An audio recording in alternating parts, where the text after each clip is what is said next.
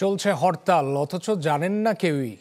আওয়ামী লীগের যত হাক ডাক আর কঠোর কর্মসূচির ঘোষণা, তার সবটুকু শুধুই ফেসবুক জুড়ে, যেখানে নেতাকর্মীরা জানান দিচ্ছেন তাদের সরব উপস্থিতি, তবে মাঠে ময়দানে খুঁজে পাওয়া যায়নি কাউকেই।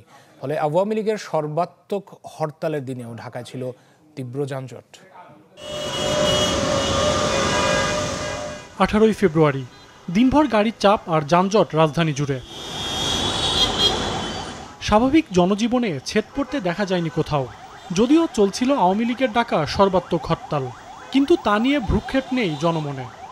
ফেব্রুয়ারি মাস ধরে ওনাদের কর্মসূচি শুনছি, কিন্তু ওরকম তো কিছু দেখতে পাইতেছি না। আজকে তো কোনো হরতাল আমি জানি না, আর কোনো গাড়ি, সব গাড়ি তো চলতেছে। তো রাস্তাঘাট স্বাভাবিক যেভাবে চলে সেভাবেই চলতেছে, কোনো হরতালের কোনো চিহ্নই দেখতে পাইতেছি না। একসময় যে হরতালকে ভোতা আখ্যায়িত করেছিল দলটি, সেই কর্মসূচি দিয়ে রাজনীতিতে ফেরার চেষ্টা আওয়ামী লীগের, তবে কোনো অবস্থান চোখে পড়েনি কোথাও।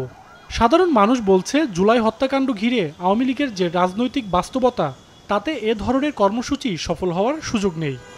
যেটা আমরা সামনাসামনি প্রকাশ না করতে পারবো, যেটা অগোচরে আড়াল থেকে করবো, এটা উস্কানি ছাড়া কিছু হইতে পারে না। একটা লোক মারা যাওয়ার পরে কি কোনো লোক আসতে পারে? এইভাবে যারা পলাইয়া যায় এরা জীবনে আসতে পারে না। অনলাইনে হাকডাক থাকলেও বাস্তবে বিন্দুমাত্র কোনো প্রভাব পড়েনি রাজধানী জুড়ে। সজল সাইক, চ্যানেল 24, ঢাকা।